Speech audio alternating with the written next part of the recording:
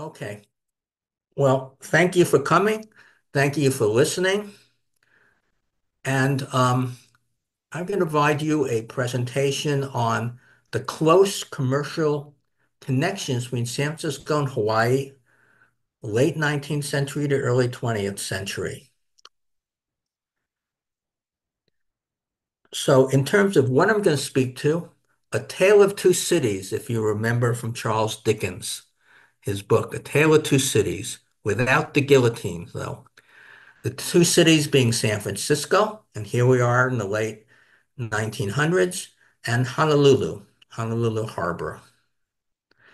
Plus, going to see a lot of sugarcane plantations on the island of Maui, some strong personalities, Klaus Spreckles, the San Francisco sugar magnate, and David Kalakaua, the last king of Hawaii from 1874 to 1891, plus the game of poker. Does anybody play poker or know how to game this game?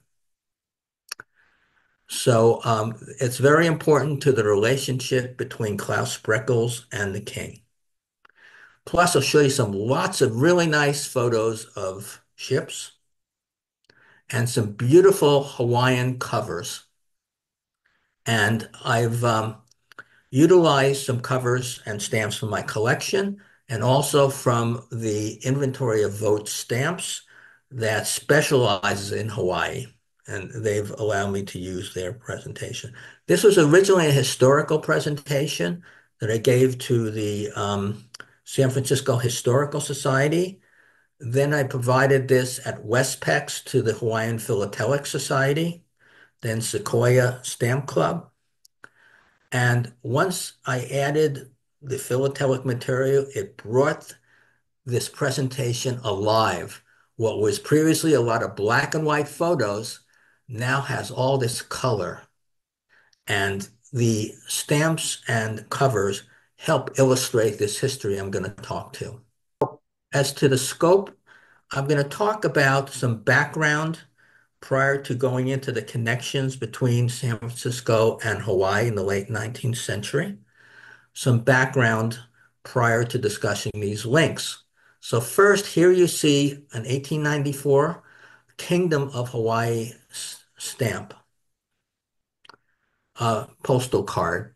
And what's interesting is it shows Hawaii in the center of the world here, right in the middle of the ocean, a very strategic location in the late 19th century as a coaling station for steamships, as a military port, as a port for commerce. And I will also be talking to on the island of Oahu, speaking about Honolulu, which was the capital of the Kingdom of Hawaii, and it's now the territorial capital.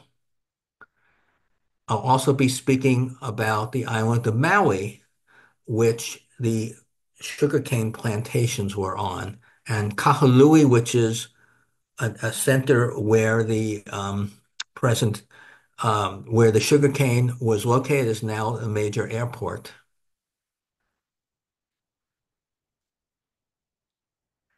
So David Kalakaua, who was King of Hawaii 1874 to 1891, and the islands were united by King Kamehameha in the early 1800s, but our story starts around 1874.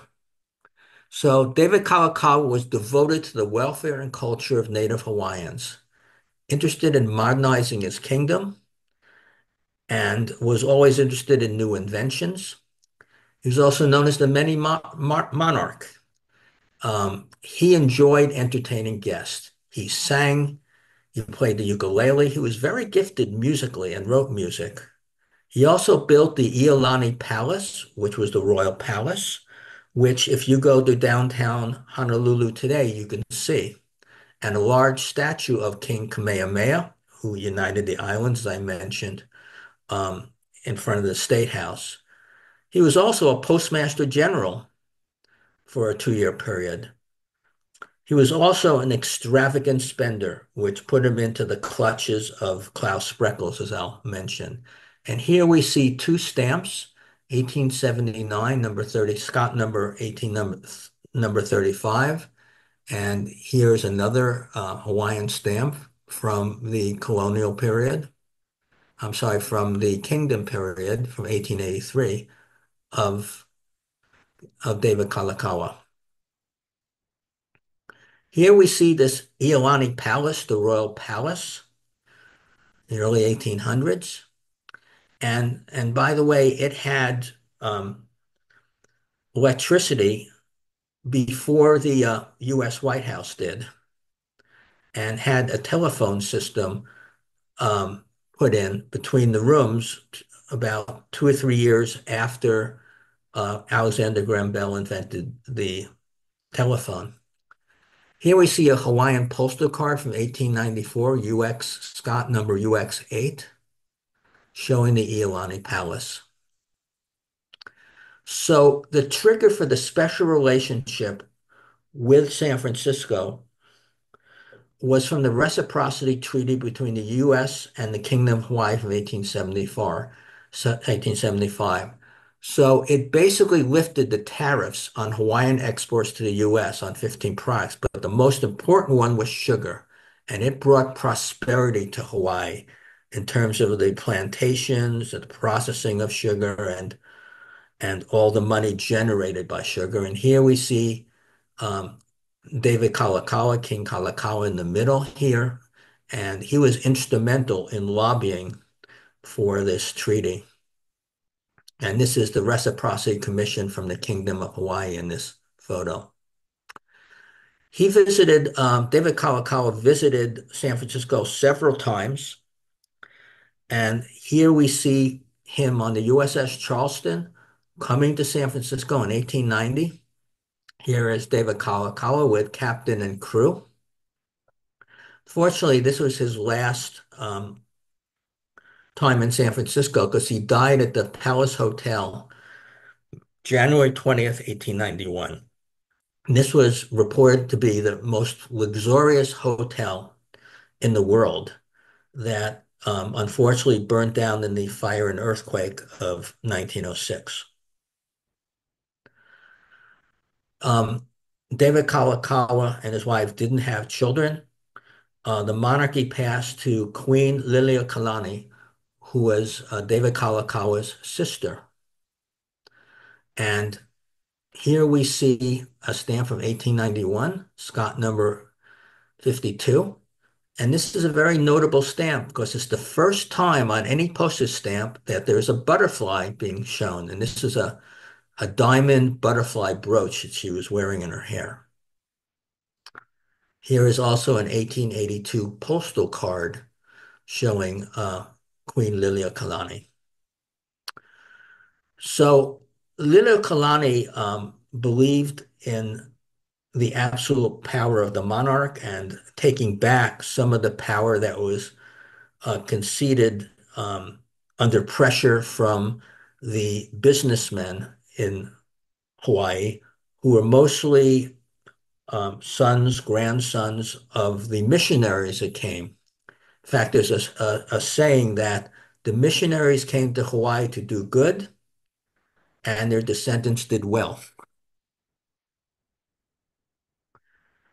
There was a coup d'etat, January 17th, 1893, uh, by mostly the descendants of U.S. missionaries that favored U.S. annexation because like 90% of the economy was with the United States and included lawyers and businessmen.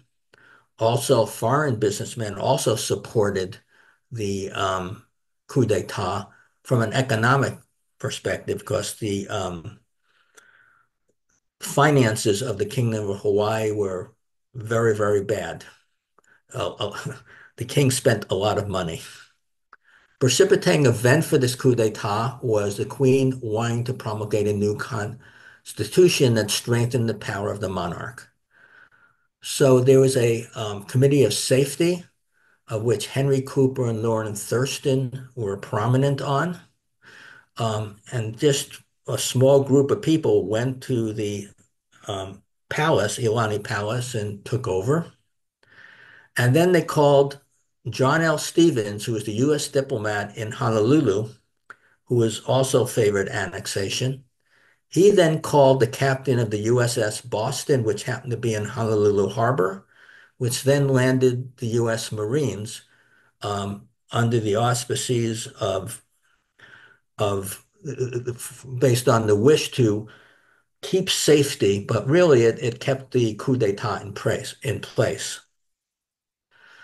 A provisional government was formed January 17th, 1893 to July 4th, 1894.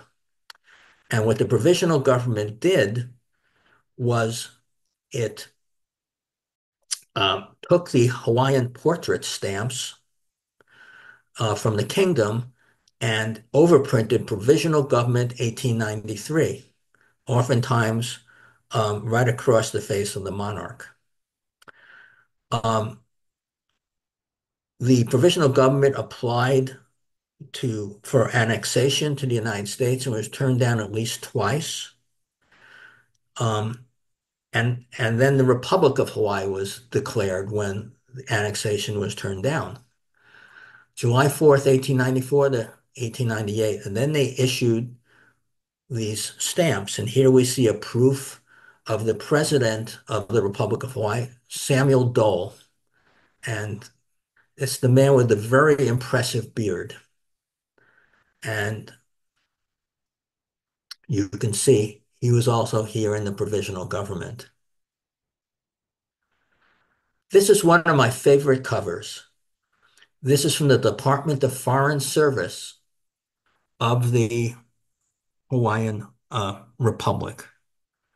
You can see up here in the upper left on Hawaiian Government Service, Department of Foreign Affairs, and Lauren Thurston, who was one of the Committee of Safety that was part of the coup d'etat. He became head of the Foreign Service of Hawaii, and here he is right here. And what makes this one of my favorite covers is it's addressed to Mr. Francis M. Hatch, Envoy Extraordinary and Minister Plenipotentiary. What that meant is he was head of the negotiating committee for Hawaii that was negotiating annexation by the United States. Um, and what's particularly interesting is this is dated May 14th, 1897, sent from Honolulu to Washington, D.C., where the negotiations were taking place for annexation. May 14th, 1897 was just a little more than a year before the actual annexation was agreed to, August 12th, 1898. So Francis Hatch, who this was addressed to, born and educated in New England, moved to Hawaii in 1878, set up a law practice. He was part of the group of the Hawaii Provisional Government, probably on the Committee of Safety too, most likely. And when the government transitioned to Republic of Hawaii, he was assigned to the Minister of Office of Foreign Affairs, and then went to Washington, D.C. to help negotiate the annexation treaty. He was appointed to the Territorial Hawaiian Supreme Court by Teddy Roosevelt after annexation. U.S. annexation, August 12th, 1898. Well, and the territory of Hawaii was declared April 30th, 1890.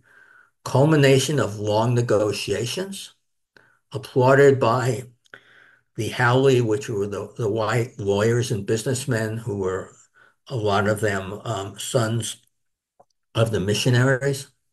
Sad day for the monarchy and a lot of Native Hawaiians. Here you see a postcard that was postmarked on the last date and last hour that Hawaiians stamps could go through the mail.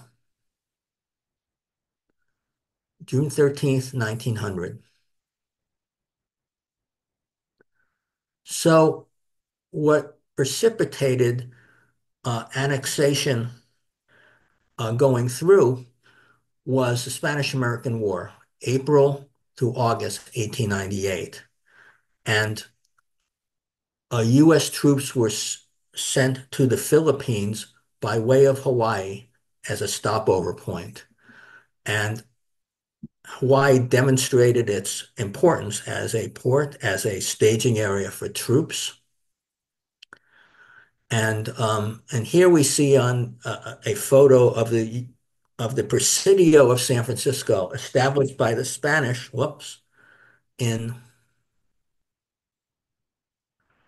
1776, and when the United States maintained it as a army post.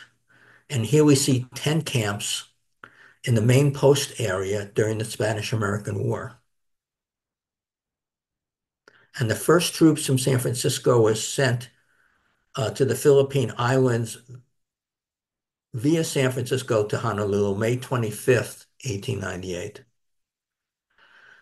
Here are two very interesting covers. On the left is a Spanish-American War patriotic with the little photo of the battleship Maine. Remember the Maine? This is the one that mysteriously sunk in Havana Harbor that was used by the United States as a point to declare war on Spain, accusing Spain of blowing up the ship. I think to this day it's really not known how the ship blew up and by whom, if at all by somebody. Here we have the YMCA in Honolulu was used as a place for soldiers to write letters and send letters. And here is an envelope with Hawaiian stamps. It actually has a letter from um, from a serviceman, a U.S. serviceman. I won't go into the contents of the letter. Here is another Hawaiian postal card with a very unusual message. Here we see the UX9, a Hawaii postcard with Hawaii in the center of the Pacific. Now, this is not a rare card, but what interested me was not the card itself, but the message on the back. SS American Maru, which is a Japanese passenger ship, off Honolulu, July 13th, 1899. We got into quarantine here through cases of plague, bubonic plague, before the ship reached Yokohama.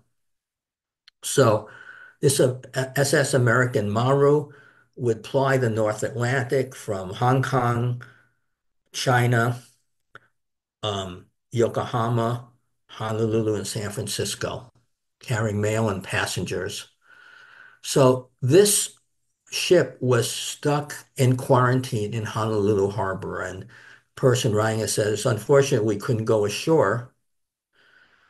Um, so very, very interesting card. So some background on the SS American Maru, launched in 1897 as a high-speed passenger boat. So here's the interesting part. So that postcard was July 1899. On another trip where it visited Honolulu in October 1899, it's suspected of bringing rats with bubonic plague to Honolulu, which resulted in an outbreak, and Honolulu's Chinatown was burned down to try to control the epidemic. 1904 to 1905, it was requisitioned by the Japanese government and used as an armed merchantman in the Russo-Japanese War. In World War II, it was used by the Japanese Navy as a hospital ship and later chartered by the Japanese Navy as a transport and was sunk by the U.S. Navy in 1944. So Hawaii became a territory, as I showed you, but it didn't become a U.S. state until August 21st, 1959. And this nice little souvenir cover shows a 1884 Hawaiian postal envelope with a stamp that was issued August 21st, 1959 by the U.S. government. First day cover. So enough about background. Let's go into the San Francisco and Hawaii commercial connections, 1876 to 1916. I'm going to show you these connections through the sugarcane industry, through some coinage, shipping and tourism, through a physical connection through the Great Pacific Cable, and Hawaii at San Francisco International Expositions. So first, Klaus Spreckels, King Sugar and his outside influence in Hawaii. So Klaus Spreckels owned a monopoly. He owned plantations, sugar refineries, shipping, banks, newspapers, and merchandising stores. He was an innovative, he was Bavarian, came to San Francisco as a grocer, worked his way up, um, and became very wealthy. And he was an innovator. He worked incredibly hard, very shrewd, also very arrogant. And he had a nickname of his royal saccharinity, for his detractors called him, based on some of his activities and influence. So he came to Hawaii when the Reciprocity Treaty was first put forth. Is on the first ship there, bought up 50% of that year's sugarcane crop and made a killing dollar wise. And he developed a very close relationship with King Kalakaua. They used to drink together, they used to smoke cigars together, play cards together, and most importantly, Klaus Spreckels lent David Kalakaua a lot of money. In fact, at one point, Klaus Spreckels owned 50% of the debt of Hawaii through the monarch. So he wanted to get some land and establish a sugarcane plantation. This is the island of Maui, and he was given this land here near Kahului, which is now the airport, major airport on Maui. But the problem was this was dry land. It was kind of like a desert. So he needed to bring water there. He had to form what's called the Spreckels Ditch from Haleakala, which was a 10,000 foot extinct volcano, but it's the wet area of Maui. There's a dry area and a wet area. So how did he get this ditch designed and built? He went back to San Francisco to the chief engineer of the Spring Valley Waterworks. And in fact, the guy who did it, Herman Schussler, designed the Crystal Spring Dam and Comstock water systems. Crystal Spring reservoirs in just south of San Francisco, and there's actually a plaque to Herman Schussler for that. He also wanted to build a sugar cane refinery. So he went to San Francisco again to the Risden Iron Works. And here we see a cover addressed to the Risden Iron Works from 1897. So the Risden Iron Works designed and built the Spreckelsville Sugar Mill in 1885. Here we see the plantation in 1885. This is an oil painting, which you can actually see in the Sugar Museum on Maui today. And the plantation and the plantation town was very predictably named Spreckelsville. With an ego like Klaus Spreckels had, it had to be named Spreckelsville. And these are Japanese contract workers that were brought out to work the sugar cane. Here was the mill in 1890. A photo of the mill. It was the largest in the world. This is Spreckelsville today, and it's still called Spreckelsville. There's no plantation or refinery there. It's a vacation area and very expensive real estate. Here's a cover from Alexander Baldwin, who also owned a sugar plantation. And there are also middlemen in the sugar business with other plantations, to W.J. Lowry, who's the manager of the Spreckelsville um, plantation that Klaus Spreckels had under the Hawaiian Commercial and Sugar Company. So the sugar was refined, but not undergo final refinement. That was done in San Francisco at the California Sugar Refinery, owned by none other than Klaus Spreckels. So another connections, arguably through Klaus Spreckels, is the Hawaiian coins that were minted in 1883 at the U.S. Mint in San Francisco. And the way the story goes is King Kalakaua um, traveled around the world and was particularly impressed with um, the monarchs of Europe and how they had their countenance, their portraits on coinage. And he also thought that having Hawaiian coins would stimulate the economy as opposed to using US and other countries' um, coinage. So he started speaking to some of the mints of Europe about the possibility of making coins in Hawaii. Then Klaus Spreckels heard about it, went to Kalakaua, rushed to Kalakaua, and said, you know what? You do most of your business with the United States.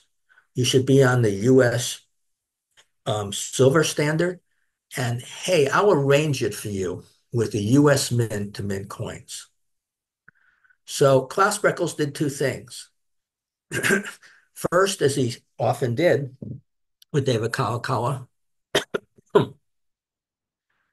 he loaned $1 million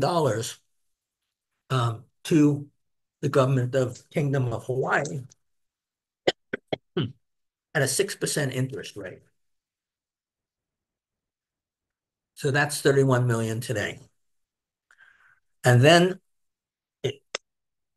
he got a contract to mint $1 million in face value of Hawaiian coins. But it only cost $870,000 to actually have the silver and mint the coins. So he made an additional 130K profit on the 1 million, which in today's dollars is $870 to produce. So $130,000 he made in addition to the loan. And what you see here is a Hawaiian dime, a Hawaiian quarter, a Hawaiian half dollar, and a Hawaiian dollar. The most common of these are all um, dated 1883. The Hawaiian quarter you probably can buy for between 75 and $100 US in really, really nice condition. And the Hawaiian dollar is the rarest. And that will cost maybe a good one, $500 to $1,000 US. So the coins were circulated back in Hawaii at the Spreckels Bank and the Hawaiian Treasury. Here we see a cover from 1897, and right here in the envelope, you can see Klaus Spreckels and Company Bankers, Honolulu. So I mentioned this close relationship between Spreckels and King Kalakaua, drinking together, um, playing cards together, smoking cigars together, and most importantly, Spreckels lending a lot of money to the king. Well, that relationship came to an end in 1886 over a game of cards. So Klaus Spreckels was visiting Honolulu, and King Kalakaua also had a visitor of a U.S. admiral and a British admiral. They all got together in King Kalakaua's boathouse in Honolulu Harbor, and they were drinking, they were smoking cigars, probably drank way too much, and they were playing a game called euchre. And then Klaus Spreckels picked up the cards um, and and said, if this were poker, I would win. And the cards that were dealt out, one of the admirals said, well, Klaus, I've got three aces, which is a really good hand in poker. a five-card draw game. And then Klaus Becker says, well, I've got four kings, which beats three aces. And David Kalakaua said, well, show me your hand, Klaus. Klaus did, but there are only three kings in the hand. And the king said, where's the fourth? And here's where Spreckles got in trouble. He said, well, I am the fourth king. So we don't know what Spreckles meant. Did he mean he was the sugar king? Or did he mean, I've lent you so much money that I'm like a king? Well, at any rate, David Kalakaua did not take that very warmly, threw down his cards, left with his entourage, immediately got on the telegraph to London to financiers to try to pay back all the money that Klaus Spreckles had lent him. And that was the end of the close relationship that they had. So let's look at another connection between Hawaii and San Francisco, the role of the Spreckles sons, the royal princelings in the Hawaii sugar connection. So John Spreckles founded the Oceanic Steamship Company in San Francisco in 1881. And here we see a beautiful placard showing this Oceanic Steamship Company. And it would take merchandise, mail, cargo, and passengers around the Pacific. And here we see the address in San Francisco. And John Spreckles headed it. And what's interesting about John Spreckles is after the earthquake and fire of 1906, he went down to San Diego and was the major developer there.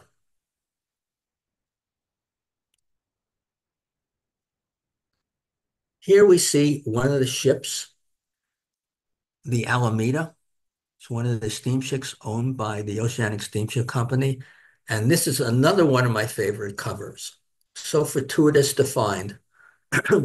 Carried on the Alameda with stamps of showing David Kalakaua and addressed to J.D. Spreckles and Brothers, Oceanic Steamship Company, San Francisco. So carried on the ship, addressed to the Spreckle brothers with David Kalakaua stamps on it. Here is one of their other major ships, the Mariposa, and here is a postal card carried in 1897 on the Mariposa. So another son was Adolph Spreckles. He was president of the Spreckles Sugar Company, VP in the Oceanic Steamship Company, and many other things. He was also famous for the moniker, he was called Sugar Daddy. And that's where the term came from. It came from his wife, Alma Spreckles, who was much younger than him, and called him Sugar Daddy, probably because A, he was much younger, she was much younger than him, and also he was in the sugar business. So Sugar Daddy, which a lot of people, some people use today to refer to men who are married to much younger women. So he's also famous for something else. So Michael DeYoung, founder of the San Francisco Chronicle newspaper, was always writing these columns about controversial columns about some of the wealthier people in San Francisco and their companies. And in one of these articles, he suggested the Spreckles Sugar Company is defrauding its shareholders. So one day, in November 19th, 1884, Adolph Spreckles got into an argument with Michael DeYoung. Michael DeYoung went back to his office. Adolph Spreckles followed him and shot him a few times, then was tackled and was arrested. Michael DeYoung survived. In fact, he survived to then shoot other people himself, Michael DeYoung. Um, and so then there was a trial, and he was acquitted based on temporary insanity, Adolf Freckles. He was innocent due to temporary insanity. And some of the thoughts about that was that Michael DeYoung was so hated in San Francisco by some of the wealthier people, the judge perhaps, and maybe some of the people in the jury, that they acquitted Adolf Spreckels. So another connection between San Francisco and Hawaii is through William Matson, the founder of Matson Lines, arguably also a Klaus Spreckels creation. And you can still see container ships going into San Francisco Bay with the word Matson on it. So William Matson was Swedish, um, worked aboard ships since he was 14, came to San Francisco, and in 1880 to 1882, he owned and captained a barge that carried coal from Mount Diablo, near San Francisco, to the Spreckels San Francisco sugar refinery that I showed you before. Came friendly with Klaus Spreckels, and became the captain of Spreckels' family yacht. And then um, Matson got his first ship called the Emma Claudina, which you see here, a beautiful sailing ship that was named after Klaus Spreckels' daughter. Well, why did he name it after Klaus Spreckels' daughter? Well, Spreckels advanced him $20,000, which is $617,224 to purchase the ship. And it sailed from San Francisco with merchandise for the plantation stores on Maui in Hawaii and returned with cane sugar for the refineries. Spreckels financed the purchase of several of the Matson ships. And Matson also grew the tourist industry from San Francisco, Hawaii. And by 1927, there were 9 Matson ships offering 7 trips to Hawaii from San Francisco and Seattle every month for $270 and up. Sounds pretty good, $270 for a round trip to Hawaii. But $270 in 1927 dollars is $4,885 in 2024 dollars. So not so good. Matson had his corporate building in San Francisco that he established in 1924, and it remained the corporate headquarters until October 1967, until it moved to the East Bay of San Francisco Bay. So another connection is Hawaii at the California Midwinter International Exposition. And here we see a envelope, a cover, California Midwinter Expo of 1894 from the executive committee. And interesting, the embossed stamp is from the Columbian Exposition of 1893. So California Midwinter Expo took place in Golden Gate Park, 1894, is grand looking fair. Michael DeYoung, the same Michael DeYoung, was the driving force between the creation of this exposition, and there was the first World's Fair held in the United States was in Chicago of 1893 to celebrate the 500th anniversary of Columbus discovering America. And Michael DeYoung was a minister at that fair and thought that San Francisco could use something like this. There was a recession going on in San Francisco. And besides, what do you do with all these exhibits after the fair of 1893 in Chicago? You can get them cheap because all they're going to do is be disassembled. So he helped bring them to San Francisco. Here we see the Hawaiian exhibit. And and what you see here is a little sign. See the native hula girls. And so they had hula girls, people playing ukuleles, and there was a self-appointed committee of morality that would go around the fair and make sure that nothing lascivious, no, salacious, or immoral was going on. And it was said that some members of this committee spent a lot of time around the Hawaiian exhibit looking at the hula girls.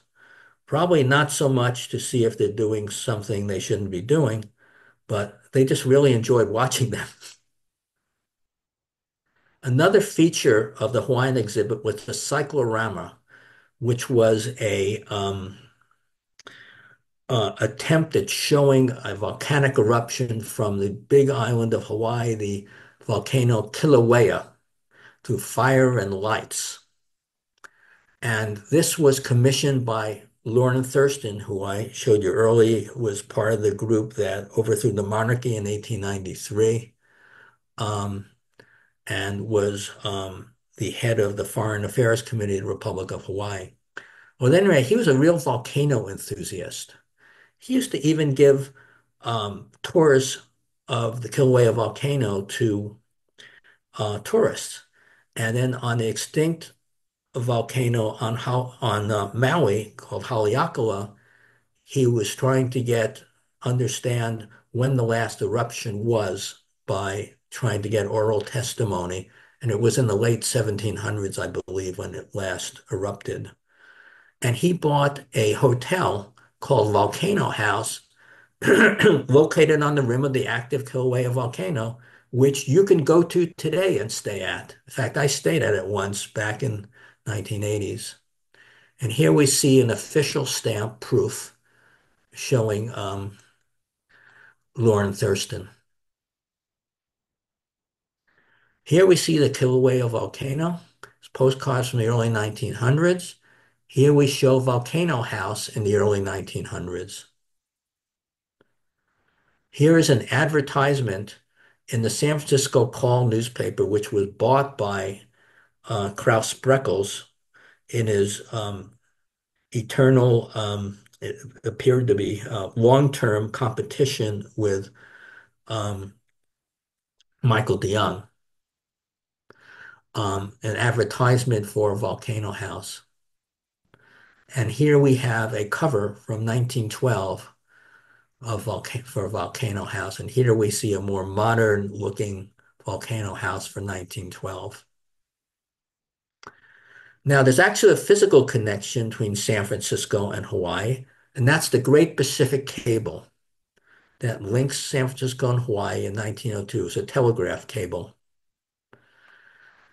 Here we see the laying of the cable in San Francisco. This is Cliff House, and this is the laying of the cable. The first message was by Teddy Roosevelt in 1902 to Honolulu. So there was another World's Fair called the Pan-Pacific Exposition, 1915, to celebrate several things. The explorer Balboa discovering the Pacific Ocean, and also the celebration of the completion of the Panama Canal. Here we see a postcard from the Pan-Pacific Exposition, and there was a model post office with all the modern conveniences and innovations. And here is a postmark from the model post office. On the 1 cent stamp from the U.S. Issued a set of stamps, 1 cent, 2 cent, 5 cent, and 10 cent stamps for the Pan-Pacific Exposition. This is the 1 cent showing a portrait of Balboa. Here is a commemorative $50 that is issued for the Pan-Pacific Exposition. Here we see the Hawaiian exhibit building from the Pan-Pacific Exposition. And you'll note that there's nothing very Hawaiian about it. Other than on the facade here, there's the names of the islands of Hawaii and other places in Hawaii. There was another building at the Pan-Pacific Exposition, the Palace of Horticulture and the Hawaiian Pineapple Packers Association had a place where you can lounge around, watch people playing the ukulele, native musicians, and also hula dancers. And you can enjoy some pineapple, which was exotic at that time to people in the United States, and sample some island coffee, which was likely um, Kona coffee from the Big Island. So, from the Chamber of Commerce and prominent Hawaiians, they visited the Pan-Pacific Exposition and the Hawaiian exhibit. Here's what they thought. One person, Honolulu Bisman, I was disgusted by the lack of attractions and the absence of anything adequately advertised in the territory. They wanted to advertise the territory and increase commerce and tourism. Then a very prominent attorney said, Rotten rank and a disgrace to the islands. Nothing more than a collection of dead fish. And then one of the newspapers in Honolulu, singing boys and painted fish, not enough. So now, what did the mainlanders think of this Hawaiian exhibit? Mainlanders from the United States who were visiting it. One of the most popular exhibits at exposition, one of the most visited and popular exhibits, and it sparked the ukulele craze that swept the United States in the late teens and the 1920s. So some concluding thoughts. I've discussed several connections, late 19th century, early 20th century, commercial connections between Hawaii and San Francisco. Through the sugar industry, Klaus Spreckels and King Kalakaua, and the San Francisco engineers that helped build the Spreckelsville plantation. Shipping and tourism through the Spreckle brothers and William Matson. Hawaiian coinage minted in San Francisco in 1883. The Great Pacific Cable, and Hawaii at the California Midwinter Expo and the Pan-Pacific Exposition of 1915. So thank you very much for listening. Thank you, Harold. Any questions? Very interesting. Thank you. You're welcome. And I see your eyes lids are still open, so that's a very positive sign. That's a, And look at that Hawaiian flag in the background, Mauricio. yeah, Qué buena. he always come up with good backgrounds representing the presentation. Harold, while we wait for other questions, I have a couple. One is more like a comment. You have one cover that is addressed to San Francisco at the corner of Howard and Bill, I guess. Uh, I used to pass by that corner every single day. The funny thing is that out of the four corners, only one is still standing. The other three are newer buildings. So I was wondering how would have been the scenery during those days, because that's pretty at the edge of Embarcadero. So you could have seen the Clippers maybe right there. Yeah, yeah. I think it was near PG&E building, right? Yes, it is near the PG&E building. The PG&E building will be on Market. This is going to be more like a 3 or 4 blocks from there, but Yeah, yeah. it's a very, very interesting item. One extra question. The transition from independent republic or monarchy to territory to actual state. During that transition, the rates, especially during the Republican time, or the territorial time, the rates of those letters were U.S. rates. Hawaii, because of its location, had different rates. How the tariff worked from that time? I think it was a 2 cent rate to the states. I could be wrong on that. But that's mostly what I've seen. Okay. But I'm not really sure about the rates, Yeah. quite honestly. Okay.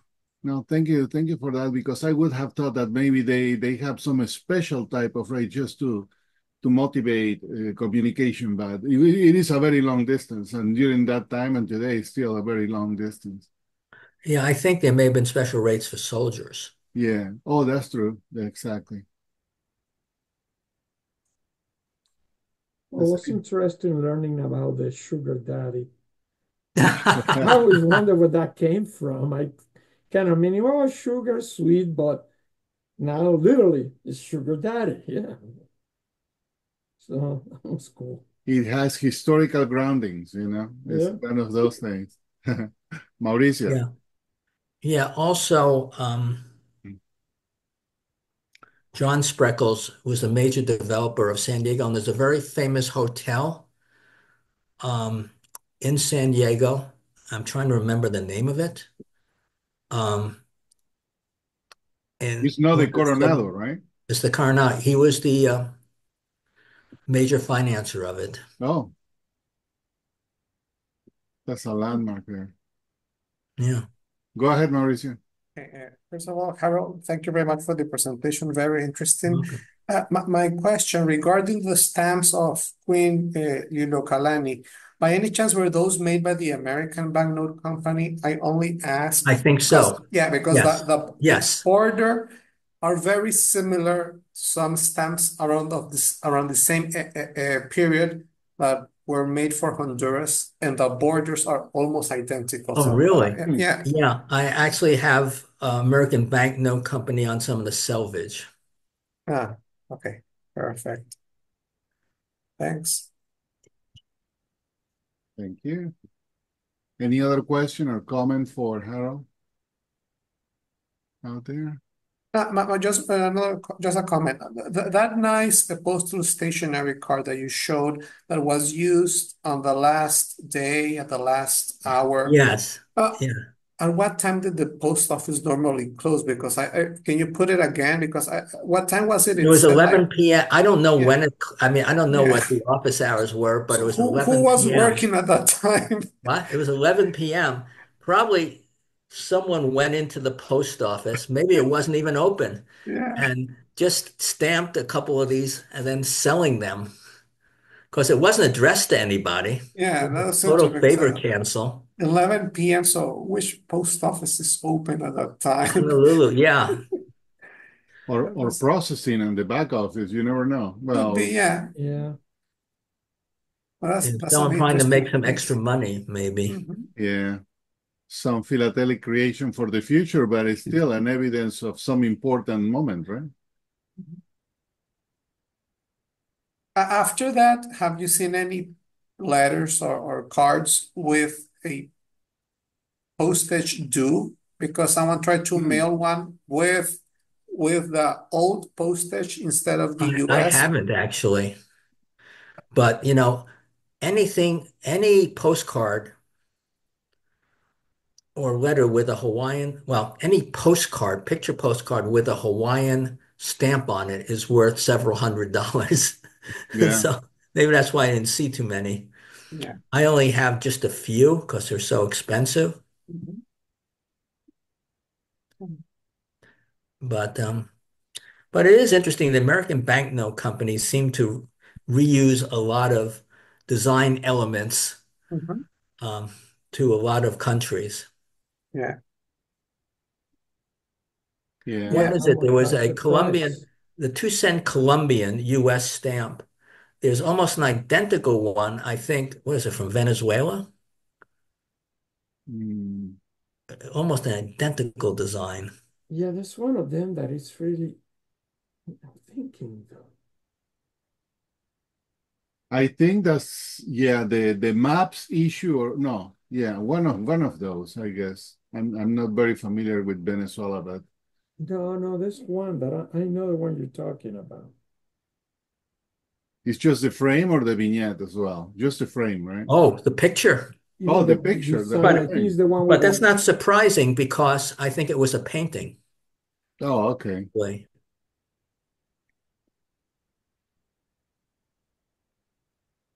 All right. So I can tell you about what the contents of the letter was if you are Sure. interested. Mhm. So the letter was written by a soldier on his way to the Philippines. So what do young men in their 20s think about? Yes, You have to ask. exactly. And so it mentions that in the letter, oh, I saw the old queen and her daughter. It wasn't actually her daughter, it was her niece. And it said, she's not much to look at, but her daughter's really cute. Surprised it's not saltier, but Yeah. he was an infantryman and not a sailor. That's the anecdote from those days, huh? Well, sailors have filthy mouth, as you Yeah, know. yeah. Um, no, it's Hawaii was had such an interesting history. I mean, the overthrow, it wasn't by 100 people. It was, I think, about 10 or 20 that went into the Iolani Palace and took over. I don't remember the exact number, but it's not a large amount. It was And an easy takeover. Harold, regarding that, is there any story regarding like someone tried to organize a counter coup? Yeah, Or there was attempts, and there ah, was one or two. Weren't very successful. But the nice thing about Hawaii revolutions is very few people die. Even if you're captured and put in jail, a few die, but not many. And yeah, eh, yeah, there was a few, mhm, and so the first attempt at annexation failed because it had to achieve two-thirds majority, and Benjamin Harrison was president, and he was on his way out as mhm, president. Next one was Grover Cleveland, and he was an anti-imperialist. mhm, And when he heard about the Hawaiian Revolution by the American sons of missionaries mostly, he smelled a rat. And the collusion by the consul mhm, in Honolulu and the help that was given. So he established a little commission, mhm, and they went to interview Liliuokalani, after the coup. President sent an envoy, and they were fully prepared to say the United States is going to reverse this. But Liliuokalani, but the envoy asked Liliuokalani, so what would you do for the people who overthrew the government? What would you do with them um, if we were to give you the government back? And she basically said, decapitate them or something like that, kill them. And then, and another time they asked her the same question, the envoy. She said the same thing. They really, Grover Cleveland really wanted her to say, oh, we'll exonerate them or just give them a short prison term, but she wouldn't. She was pretty vindictive. And the United States didn't want to be part of a bloodbath, so it didn't reverse it. mhm, And then during the Spanish-American War, McKinley was president, and he saw and he was an imperialist, and he saw the advantage of Hawaii. And during the Spanish-American War, very short war, the United States had basically just one ally. Do you want to know who it is? Any guesses?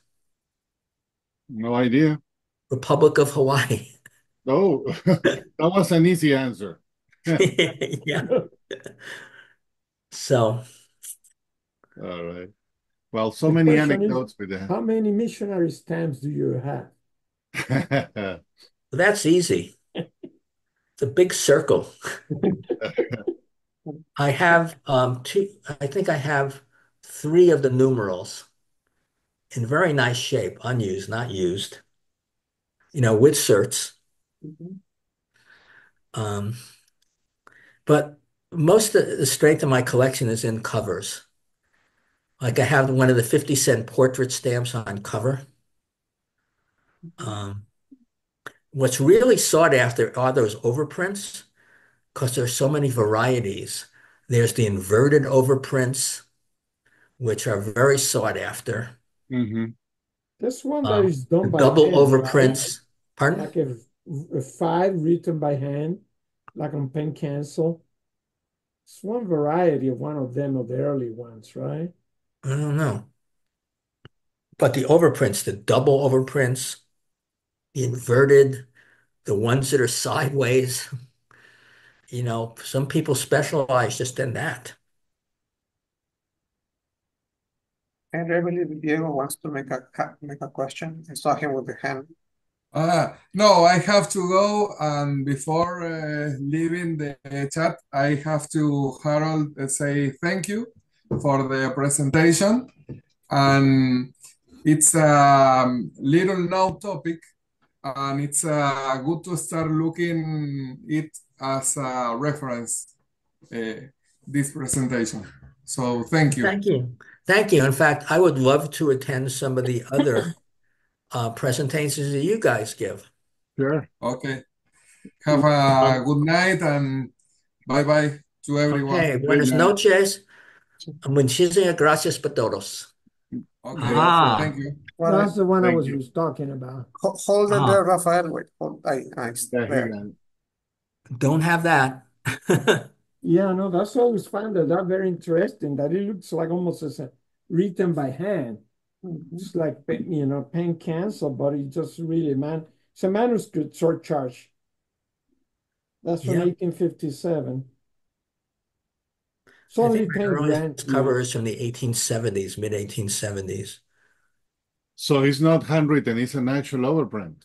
No, it's manuscript written by Oh, it's hand. handwritten. Okay. Yeah, and it's 10 grands used Hmm.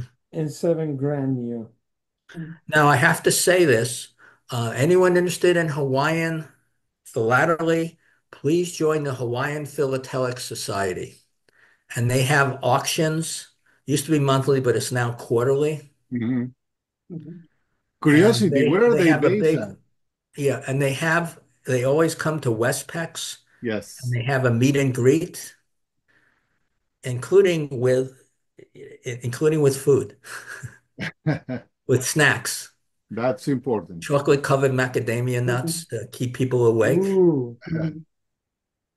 So if you're at Westpex in San Francisco, please come. Yeah, that's at the end of April. I guess it's the last weekend of April, always Yeah. occurring. Let me show you something. Don't go. Sure. Um, as long as they don't have Molina dancing Lua Lua, then Hola, hola. you imagine so that? I got this for my talk at Westpex, the Just Hawaiian put it. Philatelic Society. This is Uh, shark's teeth. It okay. is so sharp that can only really carry it by the handle. Wow.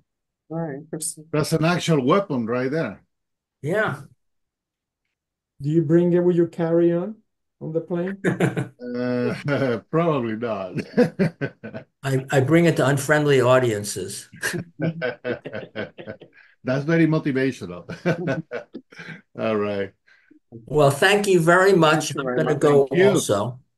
Thank you, Okay. Buenas Harold. And noches. Harold. Gracias por todos. We enjoy the presentation. Y el día de hoy.